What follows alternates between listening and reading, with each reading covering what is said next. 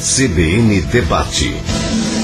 Debate a respeito do Complexo Industrial e Portuário de Suape. Como é que está a situação hoje de Suape? Como é que está a refinaria, o estaleiro, os outros empreendimentos, a desmobilização de trabalhadores, com o diretor de Planejamento e Urbanismo de Suape, Jaime Alheiros, e o economista, sócio-diretor da CEPLAN, Consultoria Econômica e Planejamento, Valdeci Monteiro, que já estão aqui em nossos estúdios. A gente agradece o atendimento dos senhores ao convite da nossa produção. E inicialmente, Jaime, nós recebemos inclusive um release aqui da sua assessoria, falando sobre o complexo industrial, que seria um dos melhores ambientes de negócios do país. Hoje, a gente pode confirmar que é assim? Bom dia, Mário, bom dia, ouvintes da CBN. Hoje, Suape, ela conta não apenas com a questão de estrutura, de infraestrutura, mas também, como foi bem colocado aí, com o ambiente de negócio. A gente costuma citar muito a questão da disposição do Estado em captar novos empreendimentos, novas indústrias.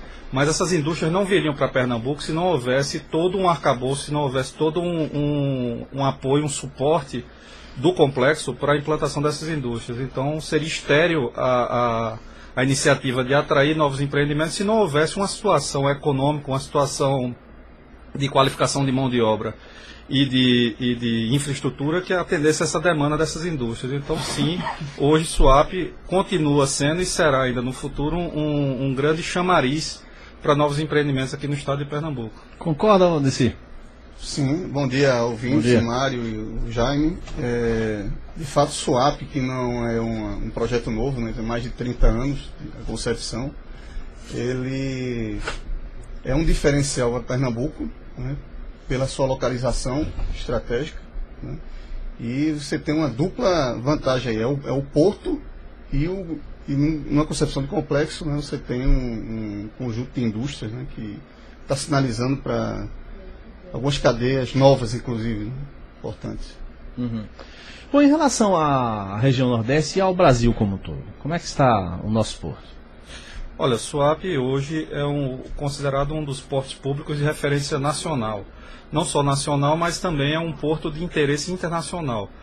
Você vê grandes portos como Rotterdam, como Houston e outros empreendimentos como Singapura, sempre interessados em travar algum tipo de convênio, algum tipo de colaboração, de pacto de colaboração entre esses polos logísticos. E em termos de carga, nós ano passado batemos o recorde de movimentação histórico de Suape, né, com 12.850.000 toneladas, e esse ano pretendemos alcançar aí em torno de 14 milhões de toneladas. Para vocês terem ideia, isso num porto como Suape é um feito em tanto, porque nós não somos um porto monotemático como tem Itaqui ou outros portos nacionais que movimentam exclusivamente grãos ou minérios. Nós somos um porto que dá suporte a toda uma cadeia industrial. Então movimentamos carga geral, ou seja, carga de projeto, peças grandes, movimentamos containers e movimentamos granéis líquidos, ou seja, praticamente hoje Pernambuco virou o grande polo distribuidor de combustíveis por via aquaviária do Nordeste. Uhum. Em termos de crescimento, ainda se sustenta por quanto tempo esse crescimento suave? Hoje, o que é ocupado, o que é que se pode ampliar ainda? Perfeito. Suape, como é um ambiente planejado desde a década de 70, aqui como frisou aqui o Valdeci, ele é um ambiente que foi planejado para ter começo, meio e fim. É muito bom quando isso acontece, porque a gente sabe exatamente onde é que a gente está na linha do tempo. Então hoje Suape, ela está atingindo sua curva de maturidade em termos de investimento de infraestrutura, ou seja, tudo que estava planejado em termos de infraestrutura está praticamente concluído. Então nós temos hoje um ambiente estável para a implantação de novas indústrias com muito mais tranquilidade do que tínhamos no passado. Suape hoje, em termos de crescimento, ela estaria mais ou menos aí em torno de 40% do seu potencial atingido. Em torno de 40% a 50% do seu potencial atingido, falando da parte industrial. Da parte portuária, nós estamos aí em torno de 30% a 40% também do nosso limite ainda de expansão. Ou seja, ainda tem muito o que crescer, mas a gente está crescendo de acordo com a nossa capacidade instalada, ou seja, a gente está evitando gargalos, a gente está evitando o que aconteceu no passado, ou seja, correr atrás do prejuízo. Hoje em dia não, hoje em dia a gente tem tranquilidade em chamar esse desenvolvimento e dizer que aqui não vai haver mais nenhum tipo de intercurso ou de gargalo para esse crescimento. Quando você fala o que aconteceu no passado, o que foi que aconteceu e que trouxe problemas? Não é problema, assim, é a questão da concentração, a concentração de investimentos num curto espaço de tempo. Você teve refinaria, você teve estaleiro, você teve... Não, eu digo agora meados dos anos 2000 aí, né, 2005 para 2007. Você teve o início desse boom, desse crescimento aí de swap, que é essa questão da implantação de grandes empreendimentos muito intensivos em mão de obra e muito intensivos em recursos e de movimentação portuária também. Então isso cria uma sobrecarga, estressa o sistema que já está instalado, ou seja, as rodovias que já estavam instaladas começaram a ser insuficientes, as dutovias de água, os aquedutos começaram a ser insuficientes, a demanda de energia elétrica cresce muito.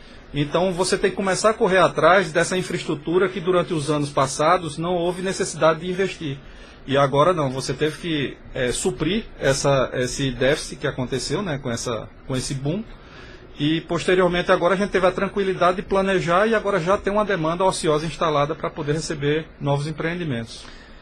Ok, eu queria dizer ao Valdeci que o microfone está aberto, a qualquer momento pode se complementar, pode se acrescentar alguma coisa. Eu queria acrescentar no que o Jaime falou, né? De fato o SWAP é um projeto antigo, né? Mas deslanchou, né, dos últimos 8, 10 anos. Né? E isso teve o ônus e o bônus, né? Porque o processo construtivo, sobretudo a refinaria, né? Os estaleiros e as plantas petroquímicas, né? No primeiro momento a Musigzoff e mais recentemente a da Petrobras, né? Isso envolveu um número de trabalhadores muito... É uma cidade de médio porte, né? Mais de 40 mil indivíduos, né? Que sobrecarregou, né? Não só a SWAP, né? Mas o entorno de SWAP, né? O município do Cabo de Santo Agostinho, Ipujuca e assim por diante, né?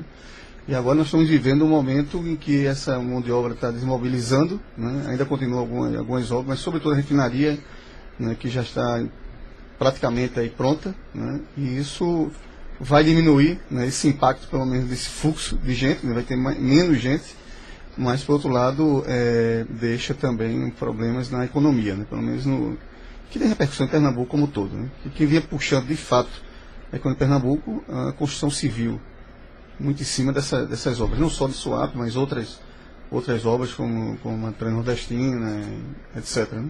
E a partir que haja essa valorização, isso, né, não só o impacto no emprego, mas a própria construção civil, né, diminuindo, isso tem um impacto na economia. Essa desaceleração vai ser sentida já agora em 2014? Já. Né, você vê, já saiu um índice aí hoje, né, a indústria pernambucana já apresenta alguma, mas já é reflexo disso. Agora eu diria que isso não é um sintoma ruim. Né? Nós estamos num momento de transição. Né? A minha tese, né, é que este ano e o próximo, né, e aí coincide com Copa, eleição, tudo isso, a gente vai dar uma certa aquecida, mas aí você tem esses projetos que estão maturando, né? E a partir de 2015, 2016 você já começa a ter um novo ciclo. E aí SWAP tem realmente um papel fundamental nesse novo ciclo. Deixa eu só complementar aí. Quando a gente fala de crescimento acelerado, não necessariamente é uma coisa boa. Não necessariamente é uma coisa boa, porque você tem que galgar o crescimento amparado por uma estrutura. Claro. É como você construir um edifício muito rápido sem ter uma boa fundação. Se você faz isso, o edifício cai. Então é muito importante que a gente tenha essas curvas de acomodação aí do desenvolvimento industrial, justamente para poder chegar à infraestrutura e chegar toda o resto da cadeia que ampara aquele crescimento industrial. Não adianta eu plantar uma indústria no meio do deserto sem fornecer água, energia, estrada, e sem ter mão de obra qualificada, sem ter fornecedores. Então é normal que haja essa acomodação aí do crescimento industrial. Só para você ter ideia, nos últimos 7 anos lá em SWAP a gente conseguiu atrair em torno de 70 empresas. Então imagine, é praticamente 10 empresas por ano. A própria mão de obra do estado de Pernambuco não estava ainda capacitada para o perfil industrial. Pernambuco se notabilizou na década de 90 por ser um estado de prestação de serviço. Então muita mão de obra que você tinha aí em termos de indústria começou a ser desviada para prestação de serviço. Então você tinha muitos engenheiros que viraram consultores, você tinha muitos técnicos em administração que se focaram também na questão economistas que se focaram na área de consultoria, ou seja, prestação de serviços. Quando essas indústrias chegaram, elas foram no mercado captar essa mão de obra e sentiram dificuldade, porque a gente tinha moldado o perfil de Pernambuco para ser um prestador de serviço e não com um perfil industrial. Então é normal que isso aconteça, é absolutamente até previsível, né, do ponto de vista de quando você analisa os percentuais de crescimento do estado de Pernambuco, que isso não pode ser, você não pode manter uma taxa de crescimento de 20%, 30% ao ano. É insustentável. Então a gente prefere atingir agora uma curva de normalidade para que haja essa previsibilidade, para que a gente respirar um pouquinho. Respirar. É como aquele. Você entender, viu, Jamil, esse momento em que Suape deslancha, né? Pernambuco, se você pegar os dados de 1985 a 2005, em 20 anos, a nossa indústria ela encolheu, né? A indústria de transformação de Pernambuco, ela participava com 1/4 da economia de Pernambuco em 85, e em 2005 ela vai recuar para 10,7%. Isso não é pouca coisa, tá? E durante esse tempo, né, você teve isso teve um reflexo muito grande nos cursos de engenharia, por exemplo, né? Então eu sou professor da Católica e ninguém queria fazer engenharia. Há 12 anos atrás, toda a discussão de se ia fechar o curso. E agora você tem um monte de turmas surgindo, né? Aposentados sendo recontratados, né? Então imagina, você viu um estado, né, que não só essa vocação de serviços, né, que desde sempre, mas foi uma coisa natural, e inclusive os serviços informais, né, que nós também temos muita atenção nisso aí. E agora você vem com o que o presidente da refinaria costuma dizer, um verdadeiro tsunami, né, que surgiu aí, né, que é Suape, né, que vem com um conjunto de empresas, como o Jaime falou, de grande porte, né? Esses são, a grande parte delas são grandes players internacionais, né, que vêm com outra concepção, e isso está mexendo com a cultura empresarial pernambucana, isso está mexendo com a mão de obra pernambucana, né, que agora está sendo instigada para melhorar e rápido, e essas coisas não acontecem da noite para o dia. É no mínimo uma geração, são 10 anos para você construir uma geração com um mínimo de qualificação. Então essas coisas todas conspiram, né? E no caso particular de Suape, né, o agravante, você está enfincado ali, né, na boca ali da Mata Norte, né, com uma tradição de canavieira muito forte, e de repente você vem com uma indústria, se bem que parte dessa indústria do século XX, né, mas uma indústria altamente moderna, etc., no meio de uma região que predomina pobreza, né, desigualdades e assim por diante, né? Então isso mexeu de fato com a região, né? Essas coisas, para se acomodar, levam um certo tempo. Em determinado estágio da obra lá da refinaria, eu fui com outros jornalistas e radialistas visitar a obra, né? Fiquei impactado, né? Com aquele mundo, assim, um formigueiro, o número de ônibus para transportar os trabalhadores, o número de trabalhadores ali dentro, enfim. Aquela dificuldade, até as vias estreitas, né, lameadas ainda por conta da obra constante, enfim. Em que pé hoje está a obra da refinaria, hein? Olha, hoje a gente tem aí a refinaria na sua fase de finalização, podemos dizer assim, né, do acabamento. É a parte de instalações de equipamentos, instalações de dutos, é a parte elétrica, as ligações dos sistemas. Então, assim, a parte intensiva da obra, como você presenciou no passado, ela praticamente já está entrando na sua curva de declínio, o que está dentro da expectativa de implantação da própria refinaria. Mas ainda teremos aí um período, ainda nessa fase de instalações. Então, assim, houve sim um decréscimo de tão intensivo que era aquela obra, mas ao mesmo tempo ainda continua havendo um pesado canteiro de obra lá na refinaria. Mas esperamos agora, no final de 2014, que já entre no status pré-operacional, ou seja, vão começar a testar os sistemas de água. Isso significaria, em termos percentuais, o quê? 80%? Teria que ver direitinho, porque isso daí é uma relação... Acho que mais. Isso é uma relação entre Petrobras e os seus fornecedores, seus terceirizados. Então, eles mensalmente nos mandam um acompanhamento de como está o status dessa obra. Mas como é muito dinâmico, eu não me arriscaria agora a dizer um número, porque realmente... Mais de 80%. Bom, e já se discute a ampliação da exploração de óleo, de outros tipos Essa planta ela foi concebida para ser expandida. Isso vai depender do mercado. Tá? Ela foi construída no primeiro momento, né, vai ser viabilizada nisso, para ser uma fábrica de diesel. Né? Diesel vai predominar. Mas ela tem potencial para gasolina e outros derivados. Mas isso vai depender muito do mercado. Né? Ela vem suprir uma deficiência brasileira na produção de diesel, que é caro. Né? Mas, como o Valdeci citou bem aí, a questão da refinaria, ela foi uma planta que foi planejada para ser modulada e expansível, como ele citou. E há sim a possibilidade de mudarmos também a questão do tipo de combustível que é produzido. Por exemplo, hoje você está com o diesel, o pessoal fala muito da questão da implantação da refinaria, que foi demorado, que foi complicado, etc. Mas na verdade ela é uma planta flexível. Ela permite a destilação tanto de óleo brasileiro como de óleo mais pesado da Venezuela. Então, com isso criou sim uma mudança no perfil da planta de destilação. Por outro lado, ela permite a expansão e permite a inclusão, inclusive, de um trem de destilação, ou seja, de uma série de equipamentos para fazer a destilação do petróleo para a produção de gasolina. Então, assim, é uma decisão não só do mercado, mas também da Petrobras. Se a Petrobras entender que é melhor investir na ampliação da refinaria Abreu e Lima, eles vão ter muito mais facilidade para fazer isso do que investir, por exemplo, numa nova refinaria de gasolina. Então, seria muito mais competitivo sob o ponto de vista de mercado eles investirem na ampliação da refinaria Abreu e Lima do que construir uma nova refinaria do zero em qualquer outra parte do país. E não só isso, hoje o nosso porto ele tem capacidade de receber os petroleiros que têm um perfil de transporte desse material bruto. Né? Então a gente tem aí, por exemplo, os piers de granéis líquido, que a gente chama de PGL, 3A e 3B, em que eles conseguem receber os navios Suezmax carregados, né? Para poder distribuir esse petróleo para a refinaria, e depois você tem todos os outros piers que tem lá em Suape para poder embarcar aquele combustível finalizado para distribuir para o país todo. Então hoje a gente tem toda a capacidade logística de fazer essa operação sem criar nenhum tipo de sobrecarga ou de tropeço aí no planejamento de ampliação da refinaria. Em relação ao estaleiro, como é que está a situação hoje? Bom, os estaleiros, o Atlântico, né, já está em funcionamento. Falta pouco para ele, porque ele foi concebido para estar em implantação, mas já está funcionando. Então ele já tem alguns navios que já foram construídos.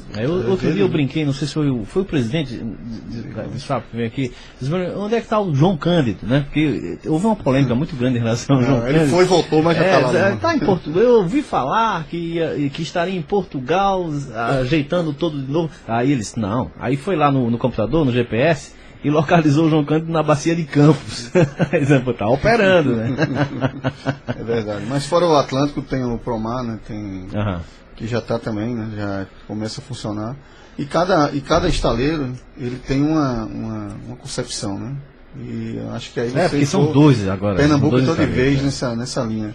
Vamos lembrar que você teve mais de 20 anos sem você. Essa indústria estava paralisada, né?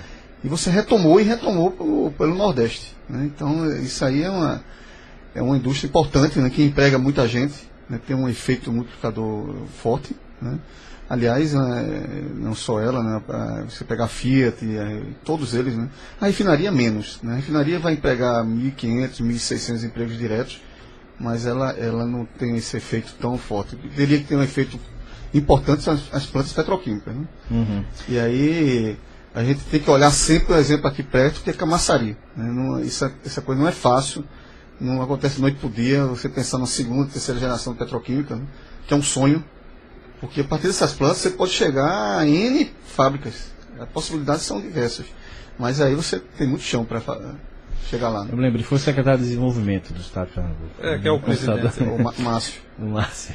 Ele foi lá no GPS e disse, tá lá, ó. Está operando, está na bacia de Campos. Plugado. Tá plugado. Eu recebi aqui a informação, a refinaria já está em 85% de conclusão. Olha aí, 85%. Então é mais de 80% realmente. Então Valdeci acertou, mais na de 5%. É uma mais de 5%. Bom, e você falava que 40% do setor de indústria, né, estaria operando hoje dentro da área, 30% da capacidade da área do porto, né? E isso certamente vai ampliar daqui para frente. Quais são as novas vocações, os novos empreendimentos? Como é que está esse planejamento para o futuro de Suape? Hein?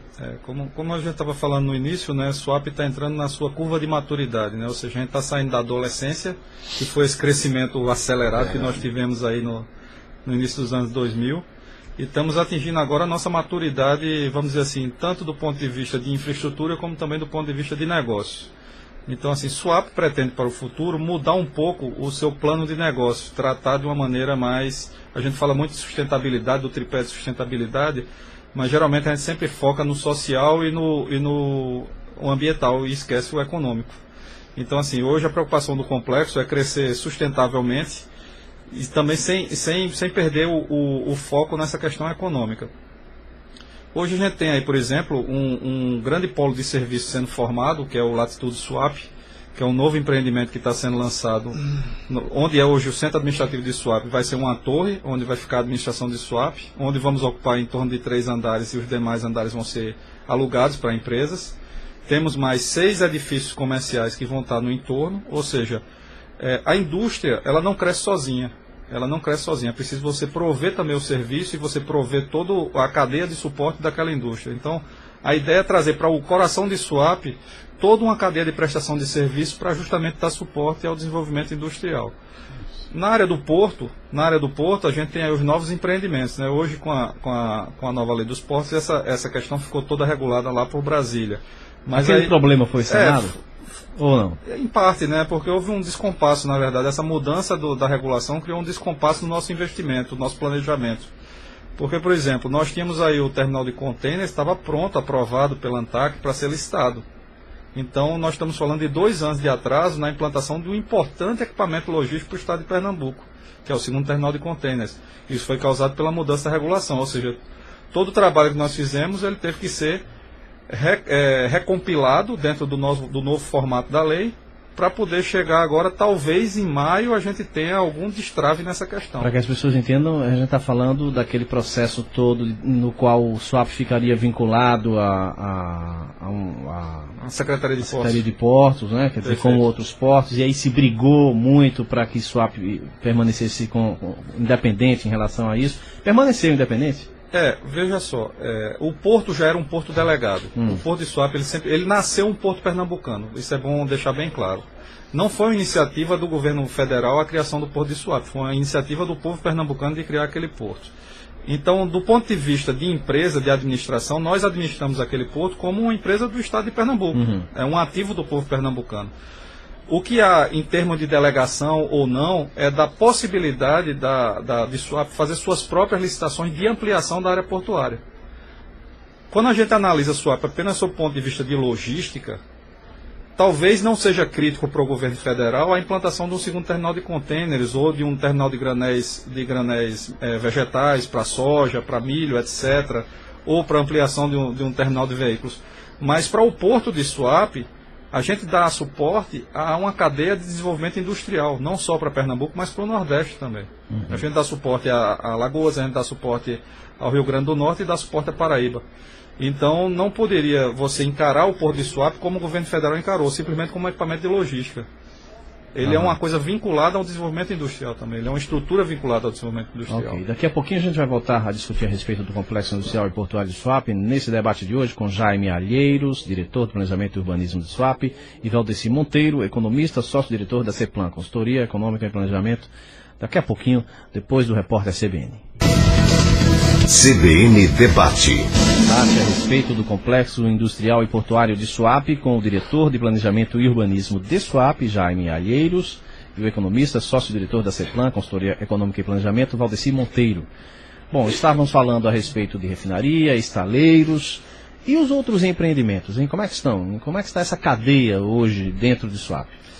Como Suape foi um ambiente, desde o início, como a gente citou anteriormente aqui, foi um ambiente planejado. Então, sempre se buscou a criação de polos, ou seja, de clusters, né? Locais onde a gente agrega as empresas com o mesmo perfil econômico, ou o mesmo perfil industrial.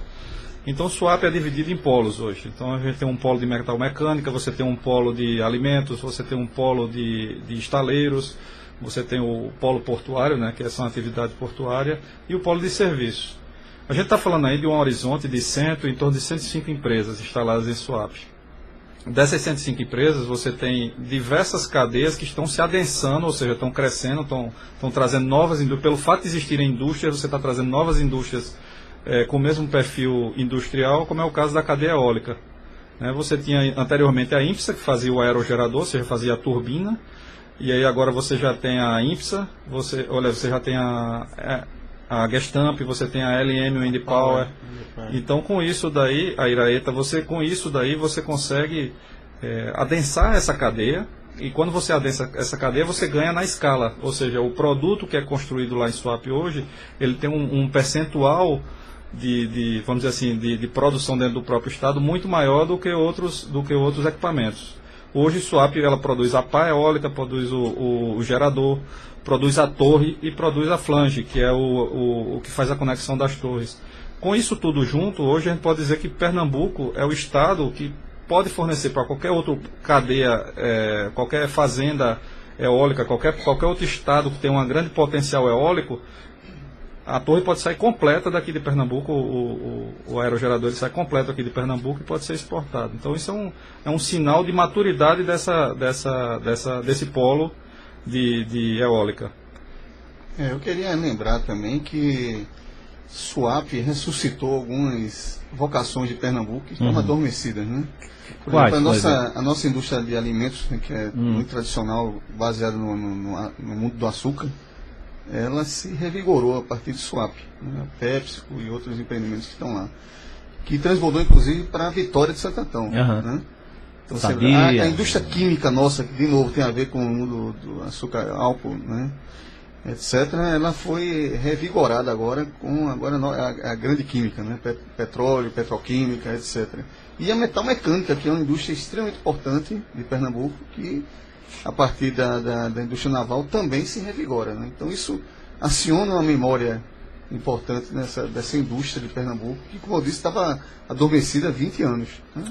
Agora, são plantas que têm um nível de exigência muito elevado, tem certificações, exigências de certificações, não é só a parte da mão de obra, né? Que aí eu diria assim, não é só recursos humanos, mão de obra, mas também o próprio mundo empresarial, né? Então isso está mexendo na cultura empresarial pernambucana, né?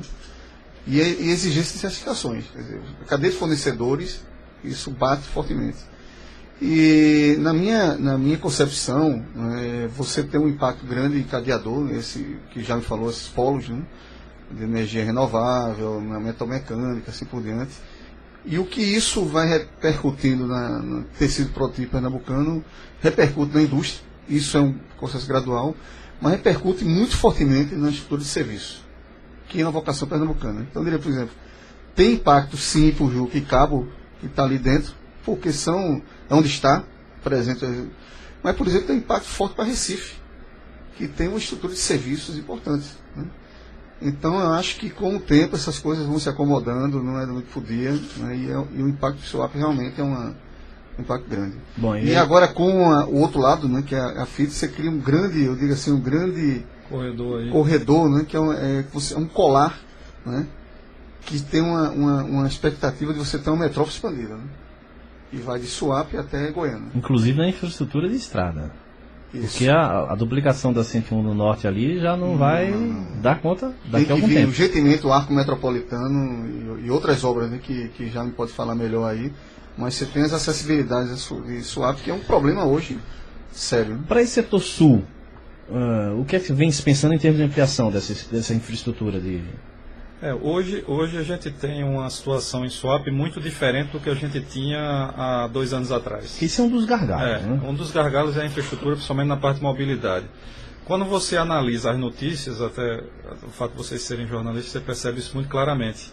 Havia uma série de matérias sobre a questão de mobilidade em Suape no ano de 2011, início de 2012. Depois essas matérias começaram a declinar. Por quê? Porque a infraestrutura começou a chegar para suprir esse déficit que havia em termos de mobilidade. O que a gente não pode deixar a peteca cair é continuar sempre investindo nessa questão para não acontecer o que aconteceu no passado, que foi esse déficit de infraestrutura. Quanto à região norte, é uma região que historicamente ela foi sempre menos desenvolvida do que a região sul da região metropolitana do Recife. Então o desafio agora é um desafio bom, porque é você construir a infraestrutura ao tempo que a demanda está chegando. Então, assim, pode-se evitar uma série de problemas e de externalidades negativas que tivemos em Suape na região norte. Ou seja, tem como planejar a tempo agora a infraestrutura como vem sendo planejada. A mudança do arco metropolitano, por exemplo, é uma coisa crucial, porque o arco ele é um equipamento de logística, ele visa transportar a carga do norte para o sul e vice-versa, sem passar por dentro das cidades. É um ganha-ganha. Ganha o fornecedor, o responsável pelo transporte da carga, e ganha a população da região metropolitana, porque não tem que competir dentro da BR-101, dentro da PE60, dentro da PE15, com carga que vai para a Fiat e para a Suape e vice-versa. E Jaime, você abre também essa perspectiva de você descentralizar a indústria logística, perfeito. porque ao longo desse arco metropolitano e outras, né, você vai criando ali vai estimulando novas indústrias surgirem. Há preocupação em relação ao escoamento dessa produção do setor norte com o Porto de Cabedelo? Ou não? Suape perde alguma coisa para o Porto de Cabedelo por conta da proximidade lá? Apesar da proximidade, aí a gente tem que olhar pelo ponto de vista da qualidade do serviço que é ofertado. Então, assim, sem querer desmerecer o Porto de Cabedelo, mas hoje Suape tem uma condição de logística muito superior ao Porto de Cabedelo. Hoje nós estamos preparados para receber tanto a demanda de chegada da Fiat como de despacho da Fiat, ou seja, a gente tanto recebe os equipamentos que vão para a fábrica, como nós temos condições plenas de atender a demanda de escoamento da produção deles. E que os demais portos do Nordeste, infelizmente, não têm a mesma condição, porque são portos urbanos, sua maioria são portos urbanos, ou que demandam grandes investimentos em termos de infraestrutura aquaviária, ou seja, de aprofundamento de canais, construção de novos cais, cujo investimento já foi feito em Suape. Então, hoje nós temos uma condição de operação muito superior a esses portos. A própria Fiat, nos nossos planejamentos, nas nossas conversas e reuniões, o foco deles é utilizar a Suape como equipamento logístico deles. E o arco metropolitano vai dar um up nessa questão? Com certeza, porque aí você tem praticamente uma ponte rodoviária ligando dois grandes polos de desenvolvimento do Estado. E como foi bem citado, isso exclui a questão de moradia, isso exclui a questão do transporte de passageiro. Então você evita essa competição e essa briga dentro da região metropolitana, dentro da área urbana da região metropolitana, que é o mais crítico para nós hoje. Não concorre não, acho que complementa, né, Cabedelo e outras iniciativas, né, os aeroportos, né, que estão sendo construídos perto de Goiânia, mas é para aviões pequenos.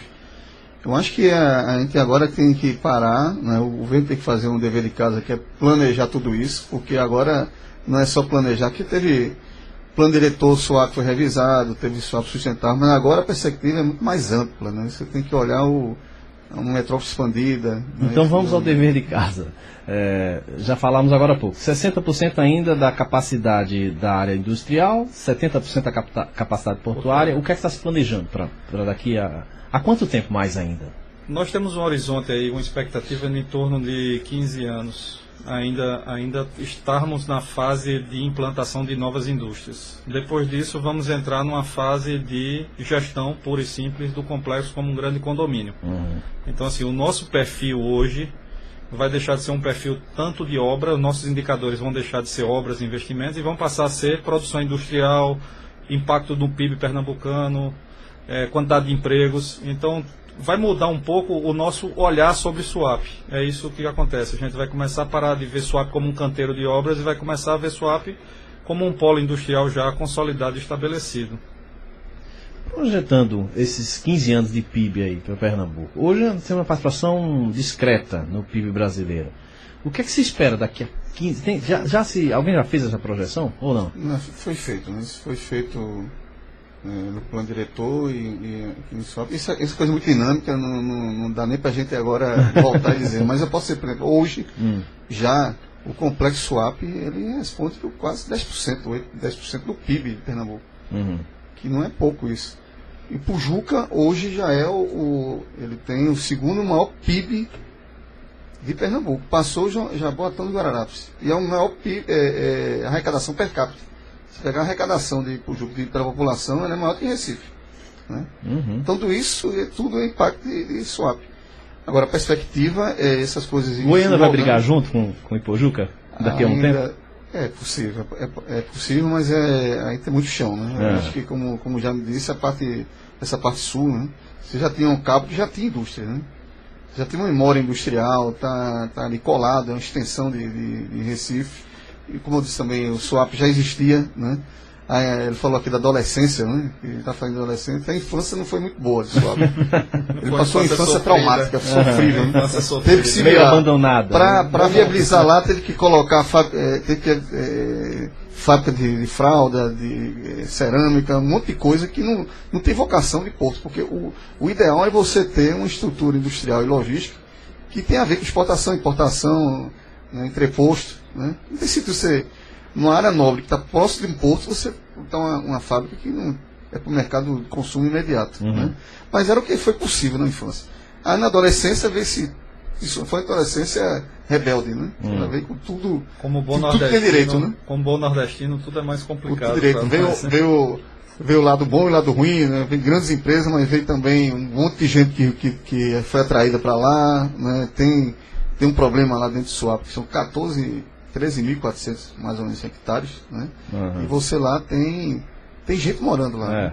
E essas pessoas, muitas delas já moravam lá. Esse é um dos gargalos. E não dá para você estar ali junto da indústria. Né? Essa coisa tem que ir com calma, né? Tem que ir com calma, devagar, negociando para cá, para lá. Né? Você tem uma reserva ambiental importante ali dentro. Né? O esforço está sendo muito grande do governo, mas é muito pouco para o tamanho da coisa ali. Né? E você tem a joia da coroa de Pernambuco ali junto, que é Porto de Galinha. Né? De Porto de Galinha você vê o estaleiro, do estaleiro você vê Porto de Galinha. Né? Esse turismo versus... Mas essas coisas todas vão acomodando. Né? Bom, e já se tem em negociação em torno do que é que vai vir aí para o futuro? Que você possa adiantar?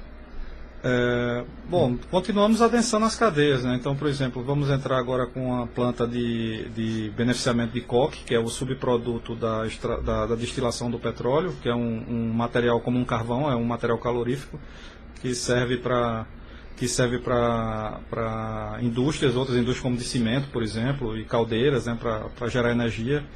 Então, a gente continua trabalhando nisso, continua na atração de novos estaleiros, de adensar a cadeia de metal mecânica, ou seja, produtos de... Comporta quantos estaleiros ali? Nós temos 2, mais quantos? Olha, projetado, hoje a gente tem 3 já com os terrenos, 2 já em operação e 1 ainda com a terraplenagem. Mas, assim, o projeto original é em torno de 15 estaleiros. 15 estaleiros. 15. Hoje a gente já pode olhar para frente já com mais tranquilidade. A ideia original era criar um megapolo de indústria naval lá. Então a gente precisa ter muita calma também nessa hora, porque você tem não só o esgotamento da disponibilidade de mão de obra, mas você também tem que prestar atenção no próprio mercado. A gente não pode colocar todos os ovos na mesma cesta, porque caso haja algum tipo de soluço na economia ou no próprio entendimento da Petrobras sobre a contratação desses navios, você pode ter um problema de... Isso foi verificado na Bahia, né, em Camaçari. Só para observar, e Suape passou um aperitivo nisso aí. Né? Com a crise de 2008, algumas das empresas que estavam lá, por exemplo, a Muskzoff, ela ia expandir, deu um recuo, por conta da crise nacional. Né? Por isso que a gente foca muito na diversidade. A gente nunca bota foco apenas no único tema industrial. Tem a cadeia eólica, você tem a cadeia de alimentos, ou seja, é muito difícil que todas as cadeias entrem em crise ao mesmo tempo. Então isso evita que Suape sofra algum tipo de percalço por conta disso. Mas a gente sempre tem muita atenção nessa questão, na responsabilidade sobre a implantação dessas indústrias, para evitar que você crie uma indústria monotemática dentro de Suape. Isso é muito perigoso. É uma crítica, talvez vocês tenham se baseado nisso também, na questão do Camaçari, né? Sim. Que se criticou essa questão da concentração. Você focar também. só num tema de petróleo. O que a gente hoje enfrenta aí de desafio é a questão, o Valdeci citou bem a questão aí, social, mas a gente, por exemplo, pegou Suape na década de 70, a gente tem as imagens aéreas da década de 70 da criação de Suape, era cana. Hoje a gente ouve muita notícia, o problema ambiental em Suape, o problema ambiental em Suape. A gente herdou um passivo da indústria sucroalcooleira, ou seja, a atividade intensiva de cana havia devastado hectares e hectares de Mata Atlântica. Hoje Suape age como um vetor de reflorestamento. A gente muitas vezes só pensa na indústria quando fala em Suape, mas hoje Suape eu acho que é a maior empresa do Brasil que trata do reflorestamento de Mata Atlântica como uma matéria importante. Então a gente tem uma meta audaciosa de replantio aí de 200 hectares de Mata Atlântica por ano. E com isso daí a gente busca recompor uma coisa que já havia sido decomposta desde o período holandês. Então assim, SWAP não é só um vetor de desenvolvimento industrial, SWAP também é um vetor de responsabilidade ambiental. Já que se fala na questão a maior unidade de conservação ambiental do Nordeste. Já que se fala na questão social, e como é que está esse processo de desmobilização? Hein? A desmobilização a gente age, vamos dizer assim, o governo do estado ele age como um facilitador. Então nós temos a Secretaria de Qualificação, que fica sempre monitorando essa questão da desmobilização, né? Ela fica sempre observando essa questão de onde o trabalhador está indo e para onde ele está indo. Então assim, esse trabalhador, quando ele é desmobilizado, ele não sai desassistido. Ele sai com um kit de oportunidades aqui do estado, tanto para retornar para o seu estado de origem, caso seja do seu interesse, como de ficar aqui em Pernambuco em um outro polo de desenvolvimento de recém-formado. Porque a gente fala de SWAP, mas a gente tem que lembrar que a política do governo do estado de Pernambuco hoje é a da descentralização da atividade industrial. Valdeci citou aí a questão das plantas que foram para os outros municípios aqui do interior. Isso não foi por acaso, isso não foi uma coisa casual, foi uma negociação que o governo do estado praticou com essas empresas para dar oportunidade a outros pernambucanos, não só o que vivem na orla do estado de Pernambuco. Então, com isso daí, o Estado está sempre buscando novas oportunidades, está sempre buscando novos polos de desenvolvimento. Então, esse trabalhador, quando ele é desmobilizado de uma obra da construção civil, ele tem duas possibilidades. Ele pode mudar o perfil dele para se adequar a um novo tipo de atividade, ou seja, atividade industrial ou de serviço, ou ele pode continuar na cadeia de construção civil e ir para um outro polo de desenvolvimento, como é o caso da Fiat aí, como foi citado. Isso. Se você pegar um entorno de SWAP, né?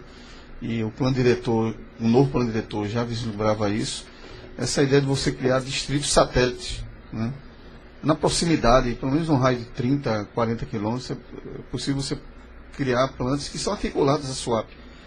Nessa perspectiva, SWAP fica com essas cadeias mais fortes, mais dinâmicas, e que muitas delas têm a ver com o porto, precisam dessa estrutura portuária. E, por exemplo, você tem os fornecedores desse pessoal que pode ficar próximo, né? E aí essas acessibilidades, como o Marco Metropolitano, né, a BR-232 e outras, viram conexões disso. Então não é à toa que você, não só o esforço do Estado, porque você teve o programa de incentivos fiscais que dá benefício diferenciado se for para determinadas áreas, né? Isso foi uma das coisas que levaram a Glória Boitá e outros municípios, mas o fato de você estar próximo dessa estrutura de SWAP, né? Então você tem uma cadeia que se articula. E aí no mundo todo isso ocorre. Não tem sentido você estar inchando. Daqui a pouco você teria que fazer andares em SWAP. Tem sentido isso. Bom, nós estamos próximos ao final. Mais ou menos 1 minuto para cada um para a conclusão, para que a gente encerre esse debate. Eu gostaria apenas de deixar um convite aos pernambucanos, em geral, que venham conhecer SWAP. A gente tem uma política de divulgação interna do complexo, né, apresentando oportunidades aos estudantes. A gente tem aí o Horizonte Profissional, que é a iniciativa do governo do estado de SWAP, junto com a Secretaria de Turismo, e a Secretaria de Educação, onde a gente traz os estudantes da rede pública para conhecer SWAP, para conhecer essas oportunidades que SWAP oferece. Mas recebemos também universidades, escolas, ou seja, é muito interessante essa apropriação da população para com o complexo de SWAP. Desmistifica um pouco essa questão do que é SWAP e, ao mesmo tempo, apresenta oportunidades a esses jovens ou essas pessoas que buscam negócios na área de SWAP.